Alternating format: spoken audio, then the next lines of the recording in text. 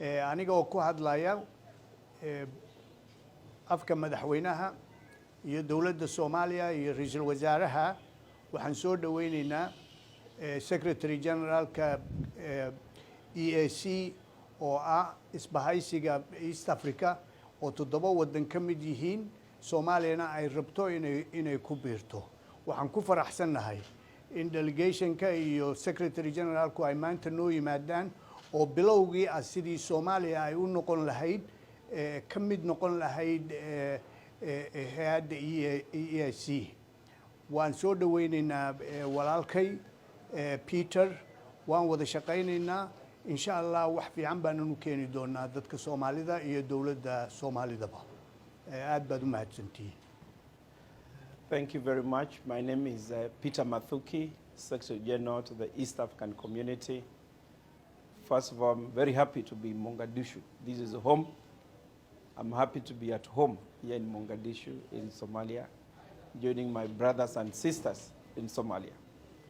I came here on the invitation of His Excellency the President, His Excellency Xasan, who came to invite us, and I conveyed the decision of the heads of states of the East African Community, presidents of other countries of East Africa, confirming that they are ready to receive Somalia as a full member of the East African Community.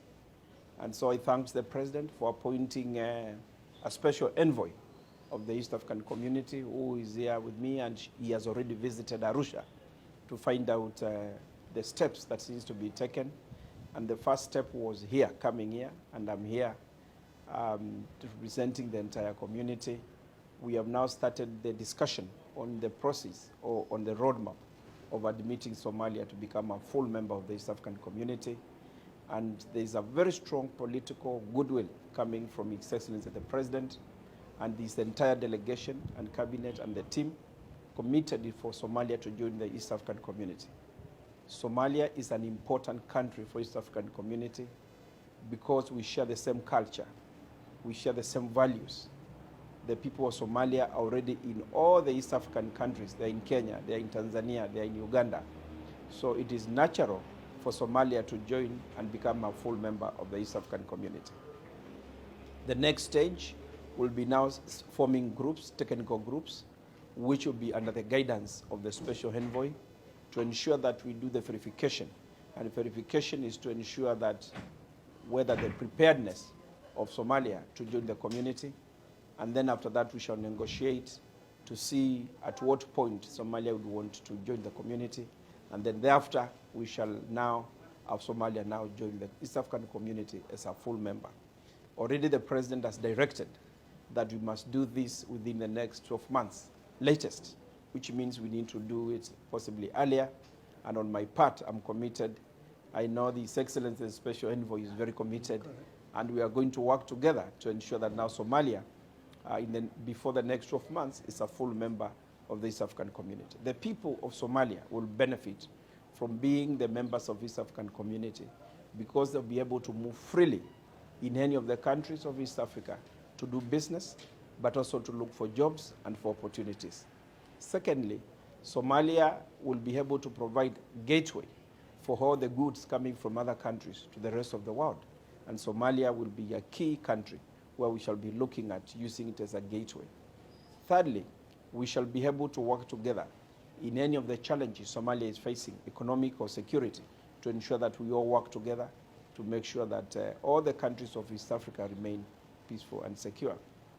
And the fourth thing is to support all of us working to support Somalia and the people of Somalia, and to embrace them as our brothers and sisters so that they can become economically very strong, they can become economically competitive in the world, and they can be able now to use the wisdom, because the Somali people are very enterprising. They are very business-like people. We are going to learn a lot from them in terms of how we are going to move this country. So I think I'm happy to be here, to be received in Mogadishu, to be received by His Excellency the President and his entire delegation, but also my assurance that we are going to work to ensure that Somalia becomes a full member in line with the directive by the heads of states who met in Arusha and made a decision that we should start the process. So I thank you very much, and I'm already feeling at home, I wish there will be more opportunities in future for me to come and stay longer in Mogadishu because this is basically home.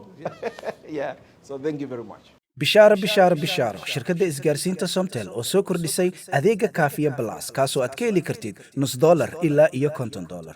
haddaba macaamiil ku shuba $0.5 oo hel 1.5 GB oo ay la socoto 70 daqiiqo iyo 50 fariin qoraaleed ku shuba $1 oo hel 3 GB oo ay la socoto 140 daqiiqo iyo 50 fariin qoraaleed sidoo kale macaamiil ku shuba $2 oo hel 6 GB oo ay la socoto 280 daqiiqo iyo 100 fariin qoraaleed ku shuba $5 oo hel 13 GB iyo bar oo ay la socoto 600 daqiiqo iyo 200 fariin qoraaleeda sidoo kale macaamiil ku shubo $10 oo hel 30 GB oo ay la socoto 1200 daqiiqo iyo 300 fariin qoraaleed ku shubo $20 oo hel 70 GB oo ay la socoto 2400 oo daqiiqo iyo 300 SMS sidoo kale macaamiil ku shubo $50 oo hel 150 GB oo ay la socoto 6000 oo daqiiqo iyo 300 SMS adeega kaafiye plus waxaad ugu shuban kartaa e-dahab xidig 1 4 gees airtime xidig 200 4 gees reseller xidig 300 4 gees shirkadda isgaarsiinta Somtel oo aad ka heli karto